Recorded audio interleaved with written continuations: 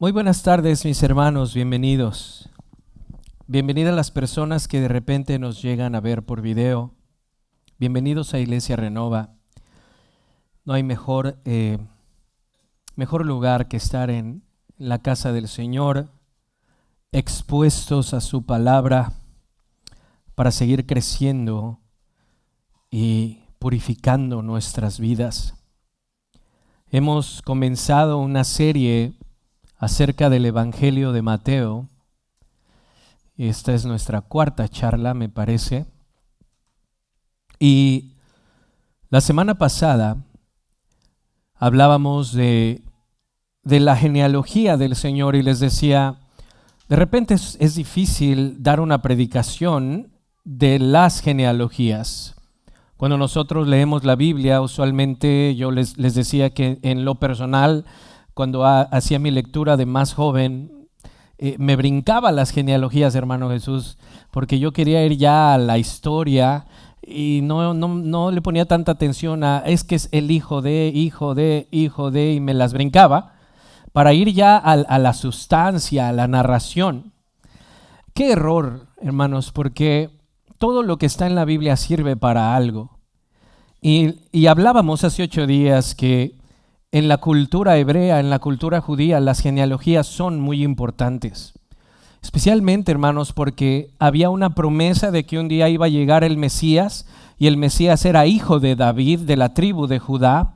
Por lo tanto, para ellos era muy importante estar viendo de quién eres hijo y de dónde vienes, de qué tribu, a qué tribu perteneces, porque había una promesa de que un día llegaría el hijo de David, el Salvador de Israel. Entonces Mateo comienza su evangelio hablando precisamente de eso, hijo de David, hijo de Abraham, y después toda la genealogía para demostrar que ese niño que está a punto de llegar, o en este caso Mateo ya escribe un poco después, aquel niño que llegó es el Mesías prometido. Vimos que en la ascendencia del Señor hay 5 mujeres que se mencionan, 2 de ellas gentiles, ¿se acuerdan? Que no pertenecían al linaje de los israelitas. Era Ruth y Rahab y Ruth. Una de ellas era una mujer ramera, hermanos. Y es impresionante, les decía, nosotros esperaríamos que la ascendencia del Señor tuviera una historia más pulcra, pero está llena de pecados significativos los ascendientes del Señor. Hablamos de Rahab precisamente, que era una prostituta. Hablamos de Tamar, que se terminó metiendo con su suegro, y hablamos de Betsabé, que de cierta manera fue víctima de lo que hizo el rey David.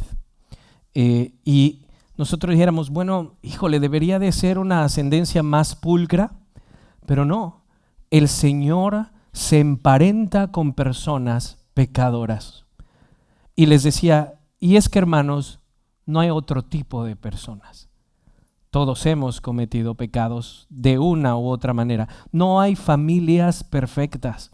No hay familias que son pulcras en toda la plenitud de la palabra. No lo hay.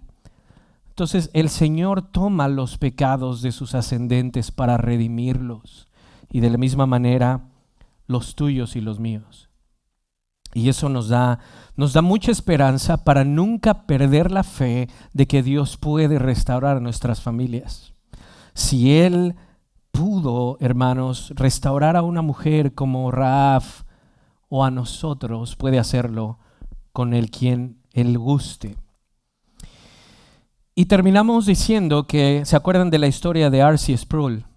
Una misionera que fue a un lugar a donde no hablaban obviamente el idioma inglés, y ella tuvo que aprender el lenguaje y empezar a predicar en ese lenguaje, y después se hizo a la tarea de traducir el Evangelio de Mateo en ese lenguaje, y ella cometió el mismo error que yo, se brincó las genealogías, porque dijo, esto es mucho trabajo y no creo que sirva de mucho, solo voy a escribir del verso 19 para adelante. ¿Están conmigo? Y cuando llega el Evangelio de Mateo que ella tradujo, cuando llega ya en la lengua de la tribu, Dicen que los de la tribu estaban más anonadados por los trailers que llegaron que por el libro. ¿Qué es esto?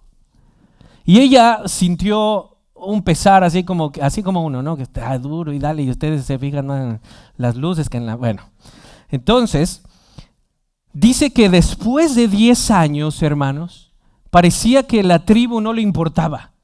Y lo que hizo ella es que en la segunda edición de Mateo adhiere la genealogía. Dijo, ahora sí la voy a poner.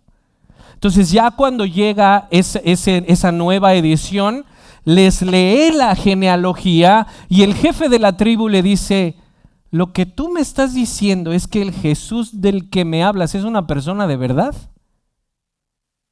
Y ella le dice, claro que sí. Dice, es que pensamos que era un ser mítico. Y al entender la genealogía, como es el jefe de una tribu, y para ellos es muy importante, hijo de, al entender la genealogía, él vino a Cristo y después toda la tribu, por la genealogía, porque en la palabra del Señor no hay nada de más. Y terminé hablando de las personas que a veces no pintan mucho en la genealogía. Hay 2 personas en la genealogía del Señor que tú estudias el Antiguo Testamento y no aparecen, hermanos. No se dice nada de ellos. Y decíamos, así habrá muchos de nosotros, no vamos a ser famosos, no vamos a tener un canal de YouTube, nadie nos va a agradecer lo que hacemos, pero delante de los ojos de Dios estamos presentes. Vean la predicación, tocó las fibras de mi corazón, ahí está en nuestro canal. Hoy continuamos estudiando Mateo, así que le voy a pedir que vaya a su Biblia y abra el capítulo 1, verso 18 para nuestra lectura. Mateo 1, 18 y vamos a leer del 18 al 25. La palabra del Señor se lee con respeto en el nombre del Padre, del Hijo y del Espíritu Santo. El nacimiento de Jesucristo fue como sigue. Estando su madre María comprometida para casarse con José, antes de que se llevara a cabo el matrimonio, se halló que había concebido por obra del Espíritu Santo. Entonces José, su marido, siendo un hombre justo y no queriendo denunciarla públicamente, quiso abandonarla en secreto. Pero mientras pensaba en esto, se le apareció en sueños un ángel del Señor diciendo, José, ¿qué dice? Hijo de David, no temas recibir a María, tu mujer, porque el niño que se ha engendrado en ella es del Espíritu Santo. Y dará a luz un hijo y le pondrás por nombre Jesús, porque él salvará a su pueblo de sus pecados. Todo esto sucedió para que se cumpliera lo que el Señor había hablado por medio del profeta, diciendo, he aquí la Virgen concebirá y dará a luz un hijo, y le pondrán por nombre Emmanuel, que traducido significa Dios con nosotros. Cuando José despertó del sueño, hizo como el ángel del Señor le había mandado, y tomó consigo a María como su mujer, y la conservó virgen hasta que dio a luz un hijo, y le puso por nombre Jesús. Señor, ayúdame, ayuda al predicador a exponer tu palabra lo mejor que puedo, y a mis hermanos y amigos, abre sus oídos a la enseñanza que tienes para nosotros. Por los méritos de Jesucristo. Amén. Ahora sí ya entramos a la narrativa. Ya empezamos en la narración de lo que el evangelista Mateo va a empezar a enseñarnos. Ya entramos a la narrativa. Pasamos de cierta manera las cosas que uno, como decía, se brinca. Estoy ayudándome con algunos comentarios de personas que se han dedicado a estudiar toda su vida. Y noté que la mayoría de los comentaristas que estoy leyendo, hermanos, pasan muy rápido el hecho, aunque sí lo mencionan, y aunque tienen cosas interesantes que decir, creo que se pasan muy rápido el hecho de que el Espíritu Santo hace un milagro tan impresionante. Creo que ustedes y yo estamos demasiado acostumbrados a leerlo y estamos acostumbrados a la historia. Muchos de nosotros crecimos en un contexto donde escuchamos esto muchas veces.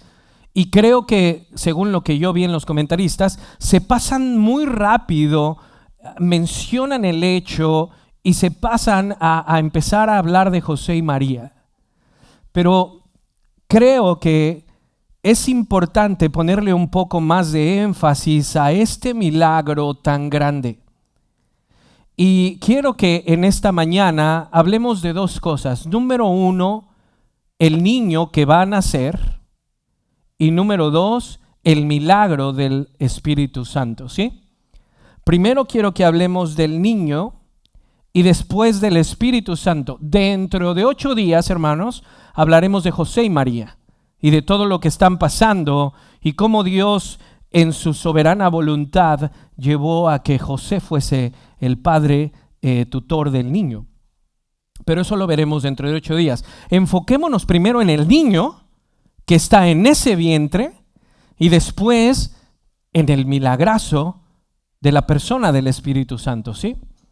Entonces, hermanos, aquí detrás de lo que acabamos de leer, vemos un guiño muy bello de algo conocido en la teología como cristología. Cristología. La cristología es el estudio de Cristo, hermanos. De quién es Él. Y en estos pocos versos que acabamos de leer, se nos dice mucho de quién es este niño. Ya leímos en el verso 1 que Él es el hijo de David y es el hijo de Abraham, pero ahora vemos todavía un poco más, es hijo de María. Y quiero que vean conmigo lo que la Biblia de la Reforma dice en cuanto a esto. Recuerden, hay un guiño muy bello, hay una enseñanza muy bella de cristología. ¿Y qué es cristología? El estudio de Cristo, hermanos. ¿Quién es Él? Vean con qué palabras lo pone la Biblia de la Reforma.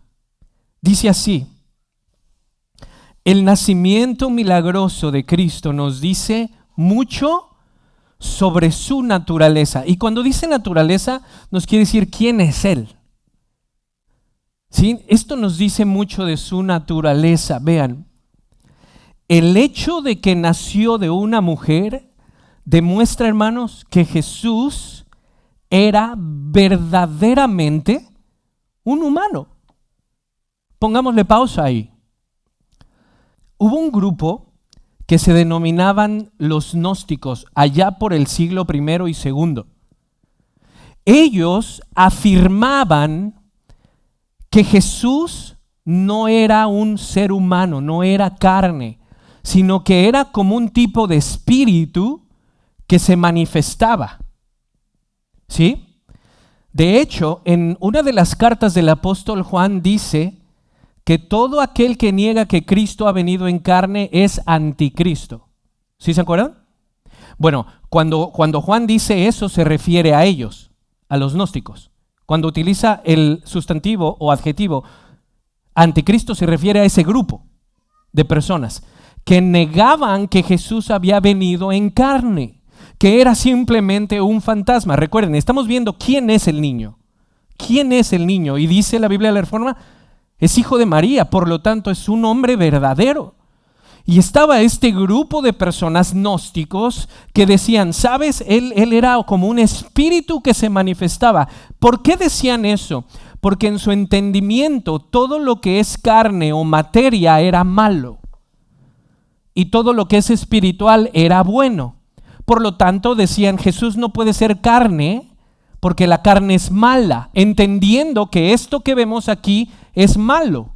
Cuando no lo es, esto fue creado por Dios. Cuando la Biblia habla de que la carne nos induce a deseos, no habla de esto, habla de lo que es el corazón caído, el deseo que te lleva a cometer un pecado. Eso es carne en el lenguaje bíblico. Entonces, es muy importante. Creo que hoy en día ya no se niega que Jesús haya sido humano, pero hubo un tiempo en donde se negó. Bueno, de hecho hay algunas personas que alegan que Jesús realmente es un personaje mítico.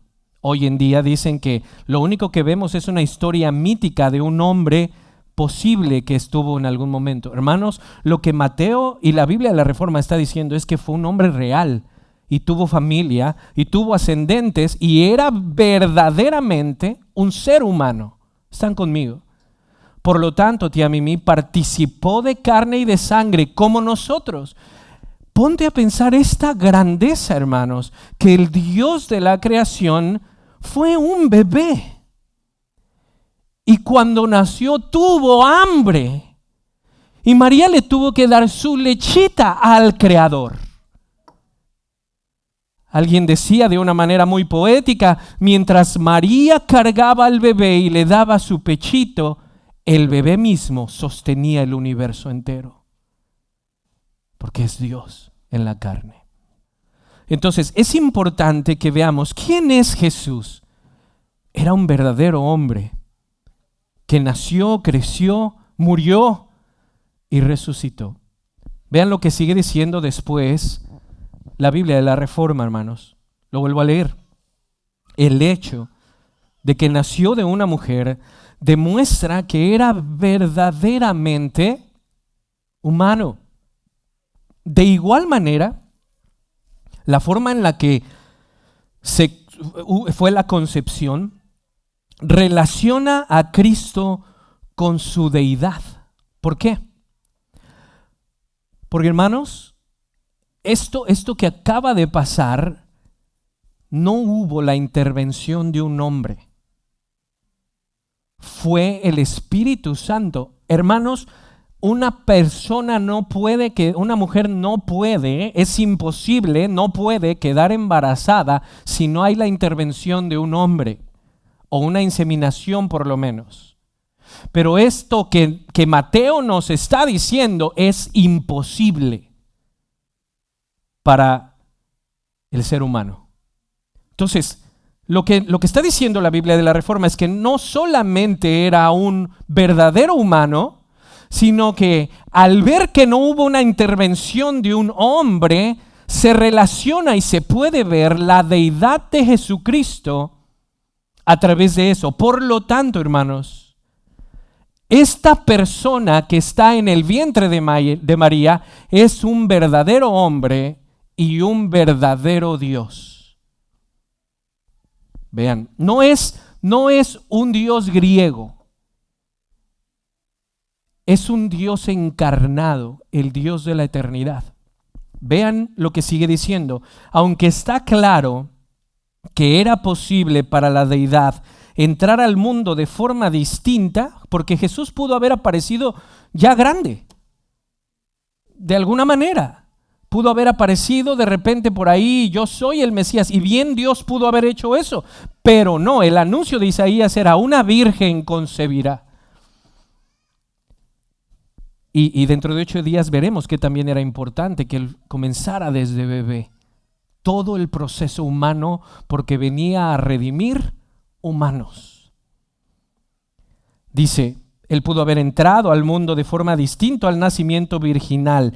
El milagro de su nacimiento, el milagrazo de su nacimiento, pone de manifiesto la divinidad de Jesucristo, porque él nació como ningún otro ser humano ha nacido, sin intervención de un hombre. Quiero que veamos algo que se llama la definición de Calcedonia. Hermanos, como bautistas reformados, no negamos la historia de la iglesia.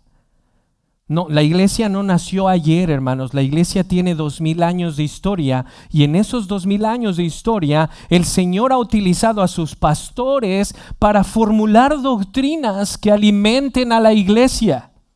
En el 400 y tantos, creo 435 por ahí, 461, hubo un concilio en donde se reunieron diferentes grupos de obispos, pastores de aquel tiempo, para explicar quién era Jesús. Porque otra vez había un cierto grupo que decía que Jesús no era Dios, que Jesús era una creación de Dios, similar a lo que hoy diría un testigo de Jehová, que Jesús es una creación de Dios, pero no es Dios. Entonces, en aquel tiempo se reunieron diferentes pastores de diferentes lugares en Calcedonia e hicieron una definición, Kaylen, que para nosotros nos ayuda mucho a comprender qué dice la Biblia acerca de quién es Jesús. Ya vimos que es un humano, ya vimos que es divino. Y la forma en la que el Concilio de Calcedonia lo pone es muy buena. Es un poco largo, pero disfrútalo conmigo, mi hermano, porque esta es nuestra fe. Esto es lo que declaramos nosotros que somos creyentes. Esto creemos. Vean, por favor. Siguiendo pues a los santos padres, cuando dice santos padres se refiere a los primeros pastores del siglo I, II y III, que ya habían formulado ciertos credos. Siguiendo pues a los santos padres, todos a una voz, enseñamos que ha de confesarse a uno solo y el mismo Hijo, nuestro Señor Jesucristo, el mismo perfecto en divinidad y el mismo perfecto en humanidad. Dios verdaderamente y el mismo verdaderamente hombre de alma racional y de cuerpo, consustancial con el Padre en cuanto a la divinidad. Estas palabritas, hermanos, son un poquito fancies, pero no tiene nada más que decir que Jesús es de la misma naturaleza que Dios el Padre, que en su naturaleza divina son igual. Eso es lo que quiere decir. Consustancial con el Padre en cuanto a la divinidad y el mismo consustancial con nosotros en cuanto a la humanidad. Fue verdaderamente humano. Semejante en todo a nosotros, pero ¿qué? Sin pecado. Engendrado del Padre antes de los siglos en cuanto a la divinidad, y el mismo en los últimos días por nosotros y por nuestra salvación, engendrado de María Virgen, Madre de Dios. ¿Qué piensan de ese sustantivo, Madre de Dios? Para nosotros protestantes eso suena católico, pero verdaderamente María es Madre de Dios, porque Jesús es Dios. ¿Sí? Es sencillo, no hay tanto por qué darle vueltas. Si dijéramos que no, entonces estamos diciendo indirectamente que Jesús no es Dios. En cuanto a la humanidad, que se ha de reconocer a uno solo y el mismo Cristo, Hijo, Señor unigénito, en dos naturalezas, una divina y una humana, porque es verdadero Dios y verdadero hombre, sin confusión, sin cambio, sin división, sin separación, en modo alguno borrada la diferencia de naturalezas por causa de la unión, sino conservando más bien cada naturaleza su propiedad. Él siguió siendo Dios. Cuando vino a encarnarse no dejó de ser Dios. Y concurriendo en una sola persona y en una sola hipóstasis, no partido o dividido en dos personas, sino uno solo y el mismo Hijo, unigénito Dios, Verbo, Señor Jesucristo, como de antiguo acerca de Él nos enseñaron los profetas y el mismo Jesucristo, y nos lo ha transmitido el símbolo de los padres. Símbolo es el credo. Entonces, lo que acabamos de leer es una definición histórica, hermanos, de lo que se cree de quién es Jesús. Y Mateo nos está diciendo en esos primeros versos que nació primero por el milagro del Espíritu Santo, pero también de una mujer. Jesús, en un sentido humano, tenía los genes de María, su madre. Van conmigo. Nuestro bello Señor. Ahora, esto es lo impresionante, hermanos. Ese bebé que María queda embarazada por la obra del Espíritu Santo, ese bebé no comenzó a existir en el vientre, ese bebé es eterno. Como Jesús, el humano, comenzó ahí, pero es eterno como Dios. Vean lo que dice. Esto no nos lo dice Mateo directamente, pero eso es lo bello de los 4 evangelios. Lo que no cubre uno, lo cubre el otro. Vean lo que dice Juan en el capítulo 1, verso 1, Iglesia Bella. Vean, Juan 1:1 dice, en el principio, y cuando dice en el principio es antes de todo lo que existiera, en el principio ya existía el Verbo. El Verbo, mis hermanos, es Jesucristo. Y vean lo que dice después. Y el Verbo estaba con Dios. Cuando tú utilizas esta conexión de con, hace una diferencia de personas. Está el Padre y está el Verbo. Y después dice, y el Verbo, ese bebé que está en Mateo, ese bebé era Dios. Esto es lo que la iglesia ha confesado desde siempre.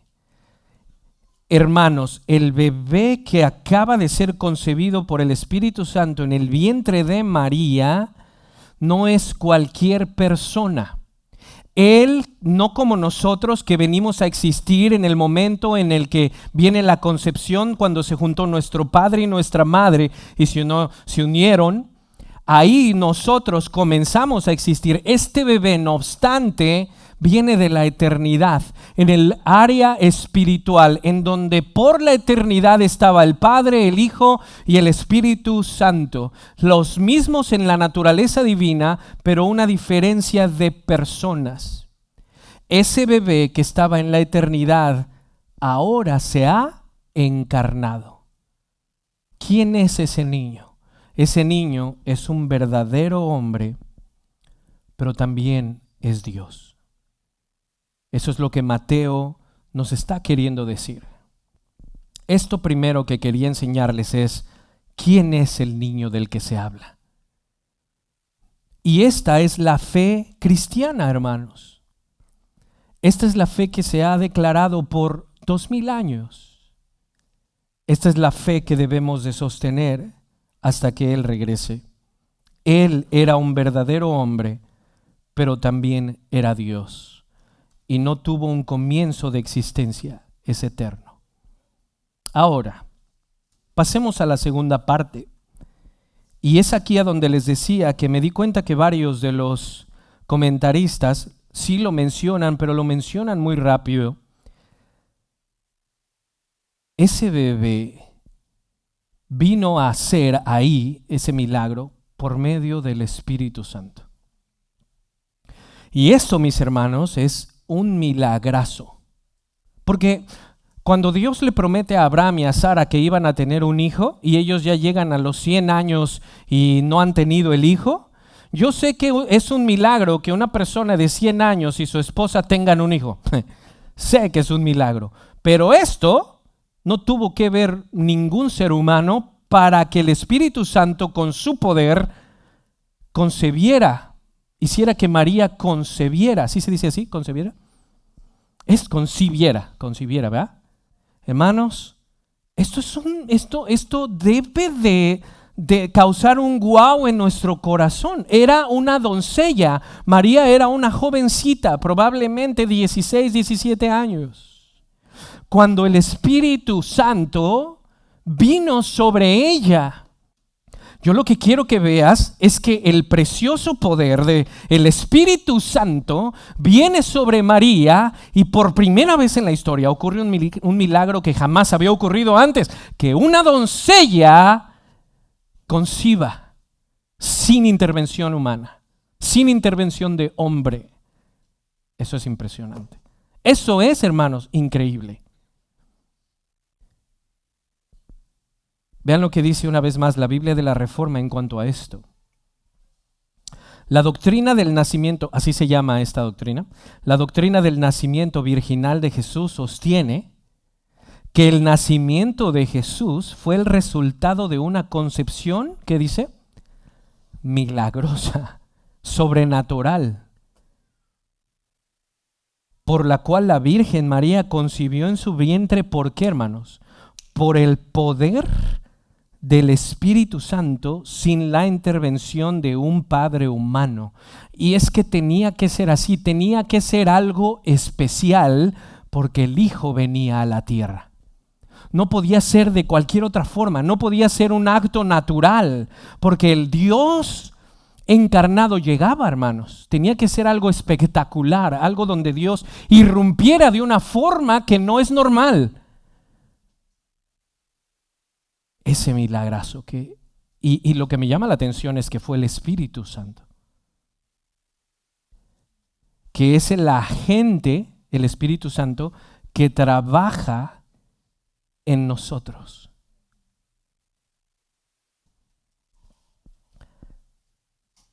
Vean cómo lo pongo. Así como en el principio el Espíritu Santo dio forma a la creación.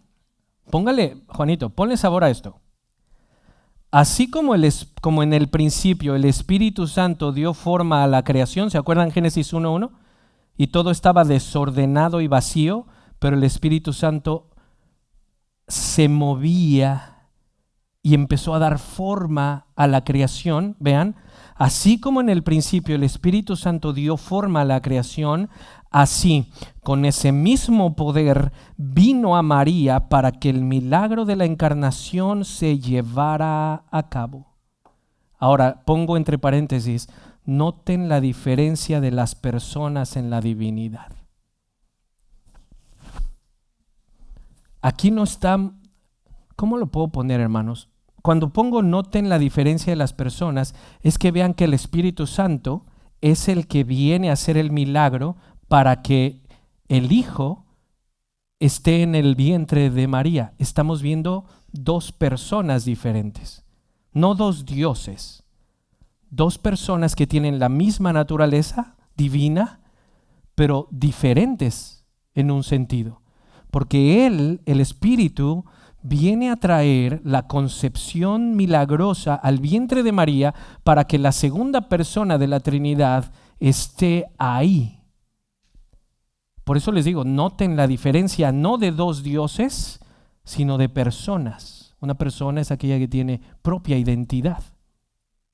En Hechos dice, nos pareció al Espíritu Santo y a nosotros hacer esto. Hablando de que el Espíritu Santo tiene personalidad. Entonces, aquí vemos un guiño de la Trinidad muy bello. Pero en este caso, el Espíritu y el Hijo, la segunda y tercera persona de la Trinidad. No sé si me explico. Es muy, muy bello. Y les digo, creo que los comentaristas pasan esto muy rápido y esto es un milagro grandioso. Y nos hace comprender ciertas cosas del Espíritu Santo. Cosas que Él hace. Vean. R.C. Sproul comenta acerca de este milagro. El padre de este niño en el vientre de María no era un amante ilícito. Sí, no era que María por ahí se fue por ahí. No era un amante ilícito. Tampoco era José, dice R.C. La paternidad se logró a través de la actividad sobrenatural del Espíritu Santo. ¿Quién es este niño? Es verdadero hombre y verdadero Dios. ¿Y cómo se logró el milagro? Por medio del poder del Espíritu Santo. Entonces, ahora yo quiero que en lo que resta de nuestra breve enseñanza, nos demos cuenta, hermanos, que Jesús, el cual es Dios, dependía completamente del Espíritu Santo en su vida terrenal. Y esto debe de ser algo que nos llame la atención. O sea, Jesús es Dios.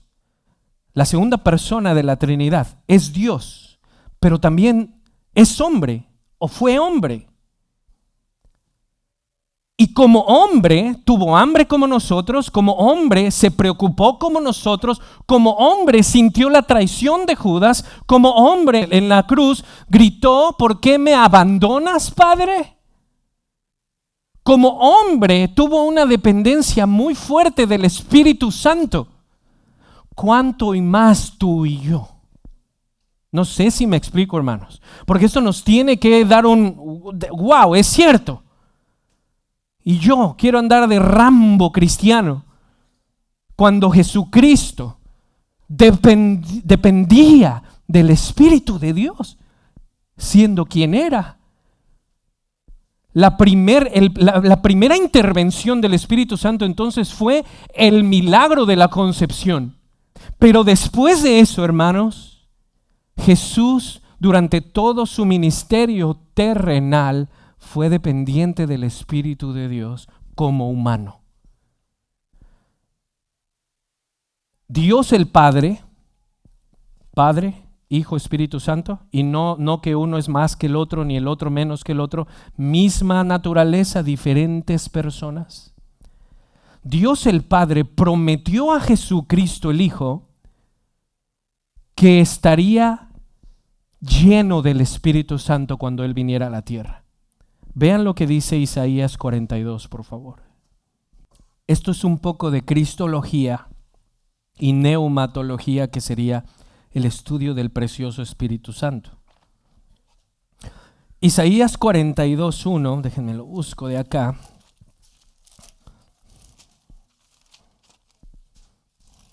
Dice, este es el Padre prometiendo a su Hijo esto, miren. Dice así, este es mi siervo. Y ahí está el Padre hablando por medio de Isaías acerca de otra persona, y esa persona es su siervo, que en este sentido es Jesús cuando llegara. Vean lo que dice.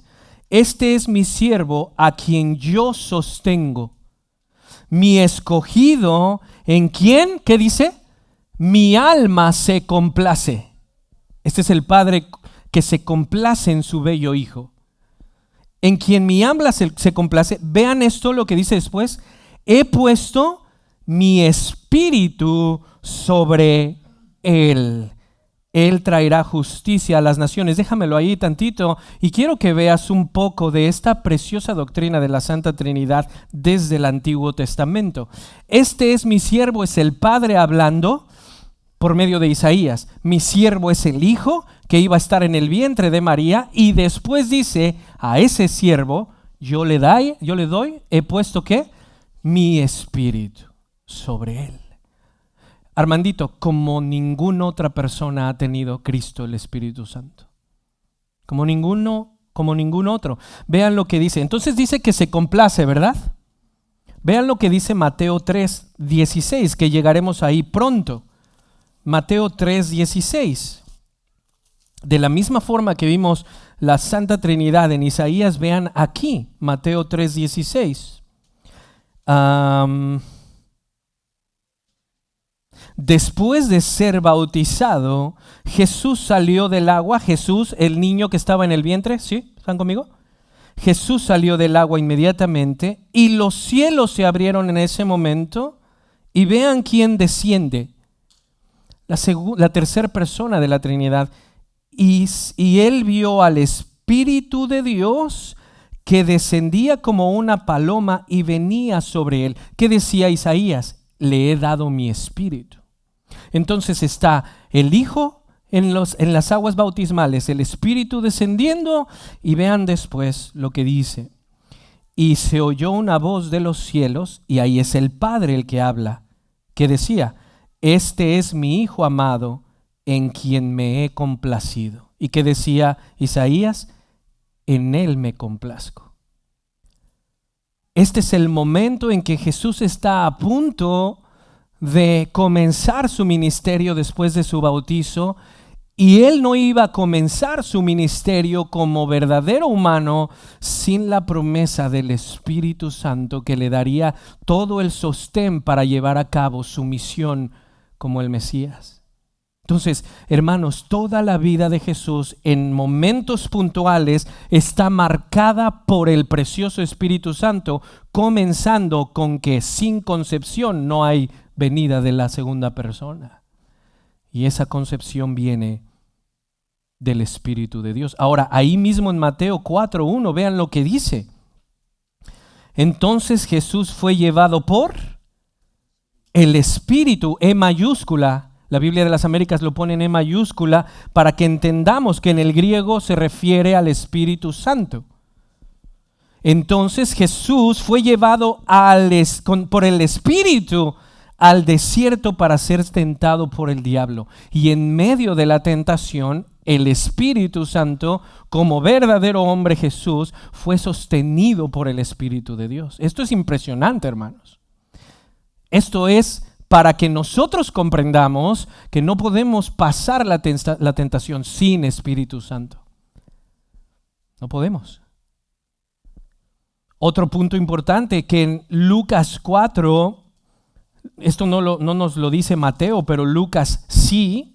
Vayan a Lucas 4 rápidamente, verso 16.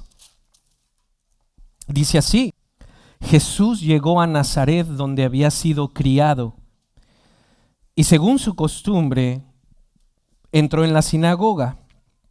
Eran lugares de reunión. Entró en la sinagoga el día de reposo y se levantó a leer. Vean esto. Le dieron el libro del profeta Isaías. Le dieron el libro del profeta Isaías y abriendo el libro, hermanos, esto no era tan sencillo, no tenían capítulos y números como nosotros. Y abrió el libro y vean dónde empezó a leer. Verso 18. El Espíritu del Señor está sobre mí. Una vez más, distinción de personas. El Espíritu del Señor está sobre mí. Él es el siervo. Porque me ha ungido, hermanos, y no era cualquier unción. Me ha ungido para anunciar las buenas nuevas a los pobres. Me ha enviado para proclamar libertad a los cautivos. Este es Jesús, la recuperación de la vista a los ciegos, para poner en libertad a los oprimidos, para proclamar el año favorable del Señor. Cerrando el libro, estás en la sinagoga y están todos los judíos. Cierras el libro y dice: lo devolvió al asistente y se sentó, y los ojos de todos en la sinagoga estaban fijos en él, y comenzó a decirles: hoy se ha cumplido esta escritura que han oído. Hoy el Espíritu de Dios está sobre mí. Dense cuenta. El Espíritu Santo estuvo en la concepción, el Espíritu Santo estuvo en el desierto, el Espíritu Santo ahora está en su ministerio público, diciendo: todo lo que voy a hacer, lo hago porque el Espíritu Santo está sobre mí. Tío, esto nos ayuda a tener un poco más de idea de la persona del Espíritu Santo. Porque en las iglesias a veces todo lo del Espíritu son ciertos actos y ciertas cosas que pasan y tenemos una comprensión un poco vaga de quién es Él. Y vayámonos dando cuenta que Jesús es dependiente como verdadero humano del Espíritu de Dios para llevar a cabo su misión en la tierra. Y vean, esto que Jesús acaba de leer está en Isaías 61. 750 años antes, Isaías lo había dicho. Vamos ahí, Isaías 51.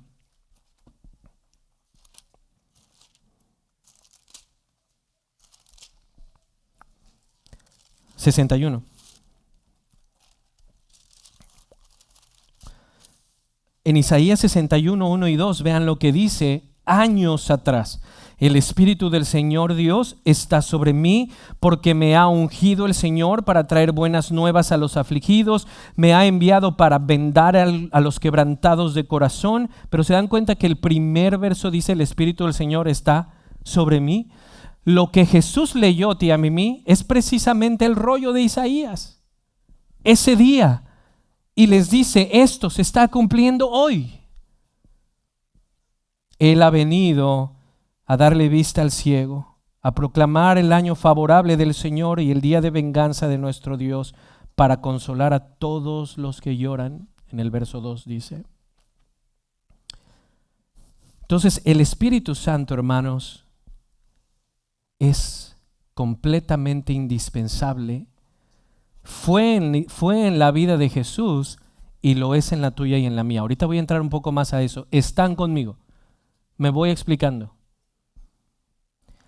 Ahora, entonces mis hermanos, vean, el Espíritu Santo estuvo en la concepción, el Espíritu Santo estuvo en el desierto, el Espíritu Santo estuvo en todo el ministerio del Señor, el Espíritu Santo, escucha lo que te voy a decir, el Espíritu Santo resucitó a Jesús.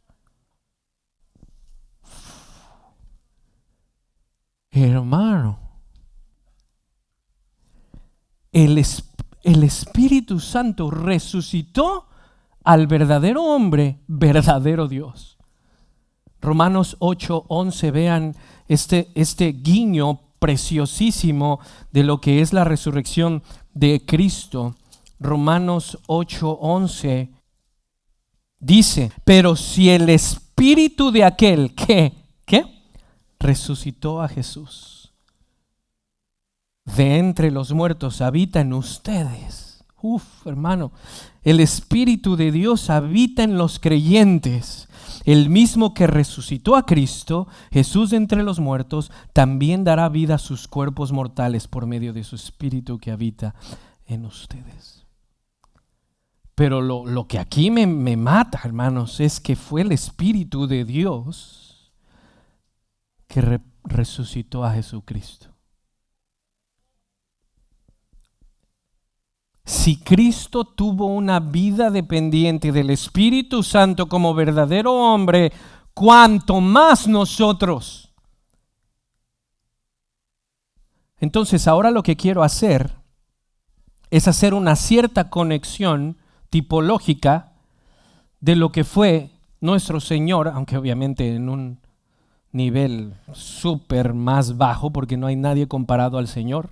El Señor como hombre fue el más perfecto, puro, santo, obediente desde bebé. A él no había Jesús, a comer, nada de eso, hermano. Él llegaba solito. Nada de eso. Nada, tendía su cama, hermano. Jesús, sin que le estuvieran diciendo, por eso no lo querían los hermanos, que está Jesús. Como decía un pastor que amaneciste enfermo, tú eres el hermano de Jesús, amaneciste enfermo y dices, no voy a ir a la escuela. Pero llegaba Jesús y ya no. A la escuela, pariente. Entonces no lo querían, hermanos, pues es que imagínense hasta. Quiero hacer de cierta manera una conexión. Dense cuenta que la Biblia habla de un nuevo nacimiento. ¿Sí? Todos nosotros nacemos de nuestra madre, nuestro padre.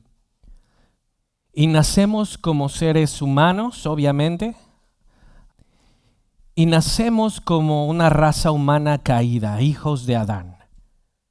Por eso la Biblia empieza a hablar de que es necesario que haya un nuevo nacimiento, y se utiliza eso de nuevo nacimiento para entender que personas que ya nacimos necesitamos volver a nacer. Y de la misma forma, hermanos, que el Espíritu Santo viene e interviene en María sin que persona humana intervenga, de esa misma forma es el Espíritu Santo el que crea el nuevo nacimiento en nuestro corazón sin intervención de una persona en un sentido. Vean, cuando Jesús se acerca con uno de los maestrazos de la ley, Nicodemo, él sabía toda la Torá, sabía toda la historia, tenía muy buena teología en un sentido, y cuando se acerca con Jesús para hacerle algunas preguntas, Jesús le dice esto. Vean conmigo por favor, Juan 3, y esto quiero que quede muy claro en nuestros corazones. Juan 3, verso 5. Si tú vivieras en ese tiempo antiguo, definitivamente querías que Nicodemo fuera el que te enseñara, porque era uno de aquellos que sabía todo lo que tú le pudieses preguntar. En cuestión del judaísmo, la Torá, los profetas, no había, yo creo, alguien tan buenazo como Nicodemo. Y él obviamente ya ha oído de Jesús, ya ha visto que Jesús está haciendo milagros. Entonces dice la Escritura que Nicodemo se acerca, pero de noche, para que no lo vean sus parientes judíos. Porque la Biblia es enfática para decir que va de noche. Y le hace algunas preguntas. Y quiero que veas cómo Jesús le contesta a un hombre muy preparado. A un hombre que si tú lo escuchas hablar, dices, este sabe, este es creyente. Vean lo que dice en el verso 5 de capítulo 3 de Juan. Jesús respondió, en verdad te digo que el que no nace de agua, ¿y qué, hermano? Y en mayúscula. El que no nace de agua, el agua es la purificación, un reflejo de purificación, y del Espíritu, no puede entrar en el reino de Dios. No puede heredar la vida eterna una persona que ha nacido solo de Adán. Para poder llegar a la eternidad se necesita el nuevo nacimiento. Entonces, esto es impresionante porque Jesús se lo está diciendo a un hombre que conoce teología como ningún otro en aquel tiempo. Y le dice, en verdad te digo, Nicodemo, no puedes entrar en el reino de Dios si el Espíritu Santo no te hace nacer de nuevo primero. Así, con el mismo poder que hizo que María quedase embarazada, es el mismo poder que se necesita para que una persona nazca de nuevo y deje de ser lo que es. Vuelvo a repetirlo, vean otra vez. Tienes que nacer de agua, no puedes entrar al reino de Dios, no heredarás la eternidad, no puedes ir al cielo si no naces de nuevo. Verso 6, lo que es nacido de la carne, carne es, y lo que es nacido del Espíritu, Espíritu es. No te asombres que te haya dicho, tienen que nacer de nuevo. De la misma forma, hermano, que el Espíritu Santo trajo a Jesús, bueno, no de la misma forma, pero es una analogía, ¿sí, verdad? ¿Sí me explico? De la misma forma que el precioso Espíritu de Dios sin intervención humana trajo la encarnación de Cristo, con ese mismo poder Él nos hace nacer de nuevo. Ahora, escucha por favor, hermano, esto es crítico para ti y para mí. Un cristiano no es aquel que levantó su mano un día y en un momento eufórico con notas menores, un poco de tom y una guitarra bien afinada y un predicador con una buena voz, te dijo, repite conmigo. Y tú estás, yo te acepto, y tú te das cuenta que todos los días de tu vida vives como un no creyente. Déjame decirte, no has nacido de nuevo a pesar de tu oración. Es por ello que Jesús le dijo, tienes que nacer de nuevo. Esto debe de traer a nosotros, hermanos, un analizar dónde estás. No se trata de repetir una oración. Se trata de que el Espíritu Santo verdaderamente haya venido con poder a transformar tu corazón y que tú te des cuenta que has hecho un cambio de vida y buscas glorificar al Señor a pesar de tus muchas luchas con tu pecado. Buscas estar en santidad porque hay un nuevo nacimiento y en ese nuevo nacimiento hay una nueva intención en el corazón. No estés seguro de la oración que repetiste. Analiza tu corazón, analiza tu vida, analiza tus intenciones, analiza tus motivos. Porque no se trata de una simple oración, se trata de que el poder del Espíritu Santo haya venido a cambiar un corazón de piedra a un corazón de carne para amar a Dios y sus mandamientos. No te estoy diciendo que tienes que vivir de manera perfecta. Eso no es lo que estoy diciendo. Estoy diciendo qué hay en tu corazón, qué hay en el motivo, qué te mueve todos los días. ¿Estás en la búsqueda de Dios? ¿Estás leyendo su palabra? ¿Estás orando, mi hermano? No estoy diciendo que vas a lograr el nuevo nacimiento haciendo eso. Estoy diciendo que si has tenido un nuevo nacimiento, hay nuevas intenciones en tu corazón. quise conectarlo. Hermano, no hay cristianos sin Espíritu Santo. No hay. Habrá cristianos profesantes, pero no de aquí. Juan dice diferentes veces, el que no esto, no es cristiano. Y yo a veces digo, wow, esto está fuerte, pero es que es verdad. Entonces, hermano, así como el Espíritu Santo trajo el nacimiento de Cristo, así debe de renacer nuestro corazón. No se trata de una oración, se trata del poder divino de Dios, de cambiar nuestro corazón. Y aún así, hermano Jesús, sí seguimos luchando con nuestros pecados, pero ¿sabes? Estás luchando contra. Y cuando llegas a tener un resbalón, te duele, hermano. Te quieres esconder. Señor, perdóname. Yo no debí de haber hecho esto. Hay un hambre por la santidad, no el perfeccionismo. Santidad. El Espíritu Santo no hay cristiano sin Espíritu Santo. No hay. No lo hay. Necesitamos al Espíritu Santo, número 1, para ser cristianos. Vean lo que dice Juan 1, 12 y 13.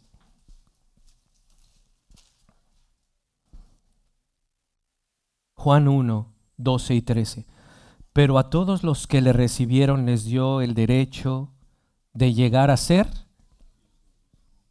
hijos de Dios. Esa es una persona de nuevo nacimiento, porque nacemos como hijos de Adán o hijos de ira, pero por el nuevo nacimiento somos hijos de Dios. Vean lo que dice después, es decir, los que creen en su nombre. Verso 13, esto es muy importante, que no nacieron de sangre. No es porque eres descendiente de Cuauhtémoc que eres hijo de Dios. No nacieron de sangre, ni de la voluntad de la carne, ni de la voluntad del hombre, sino de Dios. Y como lo estamos aprendiendo, sino del Espíritu. A través del poder vivificador del Espíritu Santo. Primera de Pedro 1:23, acerca de esto. Se necesita el Espíritu Santo primeramente para ser cristiano. Puede ser cristiano profesante, pero cristiano de verdad es aquel que ha sido nacido de nuevo. Y hay fruto en su vida que de a poco se va cosechando. Y digo de a poco, ¿sí? Porque no todos de un momento a otro empezamos a vivir normal, bien y todo eso. No, el creyente lleva una vida de batallas, de aprendizaje, de crecimiento. Vean, Primera de Pedro 1:23 dice, pues ¿qué dice, hermanos? Nacido de nuevo, no de una simiente, no de una semilla que se corrompe, sino de una que es incorruptible, es decir, mediante la palabra de Dios que vive y permanece. El Espíritu Santo utiliza su palabra para abrir nuestro corazón y cambiarlo de piedra a un corazón de carne. Esto es impresionante, esto me sigue impresionando, que Dios utilice a su predicador que está exponiendo su palabra para abrir el corazón por el poder del Espíritu Santo. Puede ser predicada, puede ser leída en tu hogar cuando estás leyéndola y te pega, hermano. Porque es el poder del Espíritu Santo. Nacieron mediante su palabra. Por eso decía en el primer tema de Mateo, lo que tú pienses de la Biblia es la forma en la que te comportas delante de ella. Tito 3:5, atrasito. Él nos salvó, no por las obras de justicia que nosotros hubiéramos hecho, sino conforme a ¿qué? Su misericordia por medio del agua, lavamiento, de la regeneración, un nacer de nuevo, y la renovación. Pero ¿quién es el agente de la renovación? Por el Espíritu Santo. Si Jesús, para llevar su misión, dependía del Espíritu, hermano, hasta y yo, hermanos, 1000 veces más. 1000 veces más dependientes de su Espíritu Santo. Necesitamos al Espíritu, número uno, para ser cristianos. No podemos nacer de nuevos por nosotros mismos. Necesitamos que el Espíritu Santo verdaderamente venga y nos transforme, porque hijos de Adán nacemos. Necesitamos nacer de nuevo para ser hijos de Dios por los méritos de Cristo, por el poder del Espíritu Santo. Ahora, número uno, necesitamos, si quieren apuntarlo, necesitamos al Espíritu Santo para ser cristianos. Número 2, necesitamos al Espíritu Santo para seguir siendo cristianos. Esto no es de una experiencia de un campamento una vez. Un encuentro, no vieras, me acuerdo aquella vez cuando fui a un encuentro, bro, y hoy seco, viviendo del pasado. Me acuerdo aquella vez cuando, no, bro, no. Necesitamos al Espíritu Santo todos los días para seguir siendo cristianos. Romanos 8, del 11 al 14, rápido, me apuro, dice: pero si el Espíritu de aquel que resucitó a Jesús de entre los muertos habita en ustedes, el mismo que resucitó a Cristo Jesús de entre los muertos, también dará vida a sus cuerpos mortales por medio de su Espíritu que habita en ustedes. Esto habla tanto de la resurrección espiritual que hay en nuestro corazón como en la que esperamos, Edwin. La resurrección de nuestros cuerpos. Yo creo que Edwin espera un cuerpo nuevo, pero con ganas, varón. También dará vida a sus cuerpos mortales, hermanos, por medio de su Espíritu que habita en nosotros. Necesitamos al Espíritu para ser cristianos, pero también para seguir siendo cristianos. Verso 12. Así que, hermanos, somos deudores, no a la carne, para vivir conforme a la carne. La carne, recuerden, no es este pedacito de piel. Esto fue creado por Dios. Es un microcosmos, decían los teólogos. Microcosmos, un universo en miniatura. La carne es el deseo pecaminoso que hay aquí adentro. Esa es la carne. Entonces dice, ya no nos debemos a la carne, a mis deseos, a lo que yo quiero. ¿Qué dice después? Porque si ustedes viven conforme a la carne, habrán de morir. Aquí está describiendo tipos de personas. Describiendo. Personas que viven conforme a la carne es que viven bajo sus deseos y no bajo la dirección de Dios. Vean otra vez. Porque si ustedes viven conforme a la carne, habrán de morir. Pero si por el Espíritu, vean otra vez, si por el Espíritu, ¿cómo puedo yo vivir una vida cristiana diaria? Por el Espíritu, vean, por el Espíritu hacen morir las obras de la carne, vivirán. Ahora, hay que aclarar que no está diciendo que por tus obras te ganas la eternidad. Lo que está diciendo es que por el Espíritu Santo puedes desechar los deseos de la carne. El Espíritu de Dios viene a nosotros entonces en nuestra regeneración, cuando se nos da el nuevo corazón. Y ahí nos sella y ahora está con nosotros y en nosotros, pero debemos de trabajar, ¿cómo se llaman? Disciplinas espirituales para nuestro crecimiento en el Espíritu de Dios. Vean, creo que no terminé de leer, ¿me faltó, Eddie? Sí, vean. Déjenme les leo el 13 otra vez. Porque si ustedes viven conforme a la carne, habrán de morir, pero si por el Espíritu hacen morir las obras de la carne, vivirán. 14. Porque todos los que son guiados por el Espíritu de Dios, los tales son hijos de Dios. Es decir, nuestro fruto revela lo que somos. ¿Cómo está siendo guiada mi vida? ¿Por el deseo de la carne o por el Espíritu de Dios? Eso, hermano, una vez más analízalo. Eso te va a decir dónde estás tú. Recuerda, no es perfeccionismo, pero sí una vida que está progresando en santidad para Dios.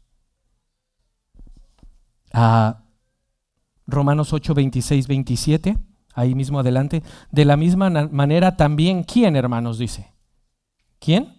De la misma manera también el Espíritu nos ayuda en nuestra debilidad. ¿Cómo puedo seguir siendo cristiano? El Espíritu nos ayuda en nuestra debilidad. No sabemos orar como debiéramos, pero el Espíritu mismo intercede por nosotros con gemidos indecibles, y aquel que escudriña los corazones sabe cuál es el sentir del Espíritu, porque Él intercede por los santos conforme a la voluntad de Dios.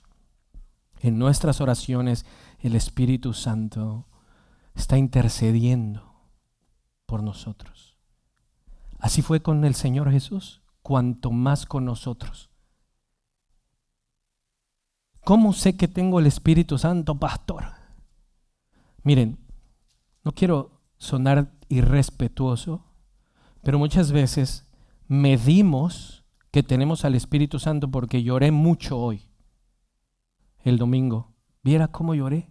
El Espíritu. Temblé, eso era el Espíritu. O cierta cosa que sucedió en un momento específico. Pero la Biblia nos dice claramente cuáles son los frutos del Espíritu Santo. O sea, alguien dice, el domingo hablé en lenguas como nunca, pero toda la semana tiene otro tipo de lenguas. Ajá. Sí, no sé si me explico. Y dice, espérate, la del domingo de lenguas tiene una lengua. ¿Cómo sé que tengo al Espíritu Santo? Bueno, hay frutos específicos que Él mismo nos dice que provienen de Él. Y es ahí donde uno dice, no, yo prefiero hablar en lenguas.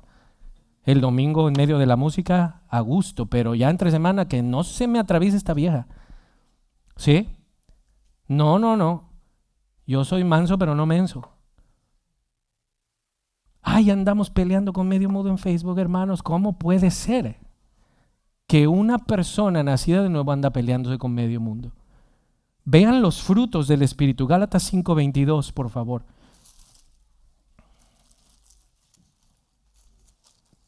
Dicho sea de paso, yo no tengo Facebook ahorita, no estoy criticando a nadie. El pastor eso lo dijo por mí. No, si te quedó es cosa tuya. Es el Espíritu que te está redarguyendo. Gálatas 5:22. ¿Cómo sé que tengo el Espíritu? Ve los frutos. Pero el fruto del Espíritu es amor, gozo, paz, paciencia, benignidad, bondad, fidelidad, o más bien fe. Tengo fe porque es fruto del Espíritu. Mansedumbre, dominio propio, fíjese usted. Dominio propio. Contra tales cosas no hay ley, dice, porque pues los que son de Cristo Jesús han crucificado la carne con sus pasiones y deseos. La carne otra vez es esto, que nos lleva es que si yo no fuera cristiano, esta de veras me escucharía, hermano. Entonces, ¿cómo sé que tengo el Espíritu Santo? No necesitas una experiencia mística de temblar, llorar mucho. Estos son frutos del Espíritu Santo. ¿Cómo los cultivo? En la constante asistencia a mi iglesia, en la constante lectura de la palabra, en el constante uso de las disciplinas espirituales que Él mismo ha dado para que nosotros ejerzamos nuestra fe y nuestra conducta. ¿Sí, mis hermanos? Necesito el Espíritu Santo para ser cristiano, para seguir siendo cristiano y para tener seguridad eterna. Y con esto termino. Efesios 1, 13, 14. Efesios 1, 13, 14. En Él también ustedes, después de escuchar el mensaje de la verdad, del Evangelio de salvación, y habiendo creído, ¿qué dice? Fueron sellados en Él, en Jesús. Pero vean con qué estamos sellados. Con el Espíritu Santo de la promesa, que nos es dado como, ¿qué dice después? Garantía. Estas son palabritas que leemos muy rápido. Una garantía es algo que tú das de enganche para algo que compraste.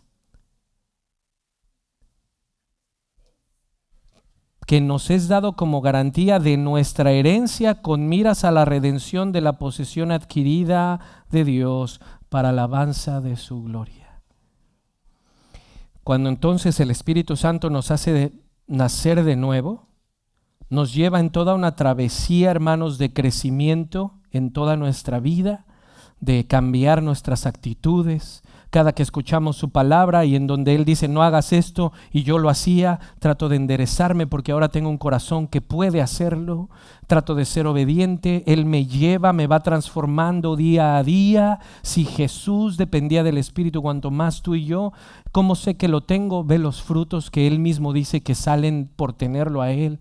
¿Cómo puedo crecer? Hacer uso de las disciplinas, hermanos, disciplinas espirituales como la lectura, el ayuno, mi visita, mi constante asistencia a la iglesia cada domingo, estar expuesto a su palabra, etcétera. Pero todo comienza en el nuevo nacimiento, porque no puedes ser cristiano si Él primero no te ha dado un corazón para ser cristiano.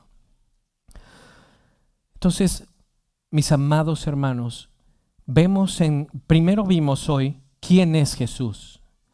Jesús fue verdadero hombre, verdadero Dios, y hoy está resucitado y vive, y cada que un cristiano parte de aquí, parte con Él y está en Él, en espíritu. Pero no solamente vimos a la persona de nuestro Señor Jesucristo y leímos la doctrina de Calcedonia, vimos el milagrazo del Espíritu Santo, que fue la concepción virginal de María. Jesús vino por el poder del Espíritu Santo. Jesús acompañó a Jesús en el desierto. El Espíritu Santo acompañó a Jesús en el desierto. El Espíritu Santo lo acompañó en todo su ministerio. Jesús mismo dijo, he sido ungido por el Espíritu de Dios y por eso hago esto, hago esto, hago esto. De esa misma manera, haciendo una analogía, el ser humano que nace en Adán tiene que nacer de nuevo por el poder del Espíritu Santo, tiene que continuar siendo cristiano por el poder del Espíritu Santo y es sellado por el Espíritu Santo para que llegue a la redención y nunca se pierda. Pero finalizo, se los prometo, con esto. Analiza tu corazón, porque puede que estés como Nicodemo, una persona que conoce las doctrinas, que asiste los domingos, pero que no ha habido una renovación de corazón. Y dice la Escritura que todo aquel que pida su Espíritu Santo, el Padre se lo dará. Cuando viene con humildad, decir, Señor, creo que no he nacido de nuevo, lo veo en mis frutos, dame de tu Espíritu, perdona mis pecados y ayúdame a ser un verdadero cristiano. Cierre sus ojos, hermanos. Oh Señor, hemos expuesto tu palabra. De aquí nada más puedo yo hacer, pero tú, Espíritu bello, con lo que nos has mostrado en todo esto, llama al que tienes que llamar en esta tarde. Llámalos, Espíritu de Dios, ahí dentro de sus corazones a ti. Redarguye el corazón de cualquier persona que esté actuando incorrectamente en su vida diaria. Si es un hijo tuyo, llámale la atención. Si es un no creyente, tráelo al arrepentimiento. A la vez, a los que somos creyentes, ayúdanos a seguir haciendo un uso correcto de las disciplinas espirituales. Por favor, no te vayas de aquí, amigo, sin analizar dónde está tu corazón, porque nadie te promete vida para mañana. Y con lo que dijo el Señor a Nicodemo, no puedes entrar al reino de Dios si no has nacido de nuevo. No te vayas esta tarde sin arreglarte con Dios. No te vayas sin pedir perdón por tus pecados e implorar el nuevo nacimiento. No necesitas que un pastor te ponga las manos, no necesitas que un superapóstol venga, necesitas que el Espíritu Santo llegue ahí a tu corazón. Si tú lo pides honestamente, si tú lo pides reconociendo tu incapacidad para poder vivir por ti mismo, Él es bueno y no rechaza a nadie. Iglesia bella, come de esta doctrina, entiende que no puedes vivir sin Espíritu Santo y entiende, mi iglesia bella, que necesitas disciplinas espirituales, así como el atleta hace ejercicio para cambiar su figura. Tú también necesitas ejercicios espirituales para mejorar en tu vida espiritual. No pienses que un ángel te va a venir a dar alas para empezar a caminar entre las nubes. Esto es día a día, un negarse a uno mismo para seguir creciendo, amigo. Pero no lo haces solo, lo haces con el poder del Espíritu de Dios. Que su palabra sea viva y eficaz. Por los méritos de Jesús. Amén.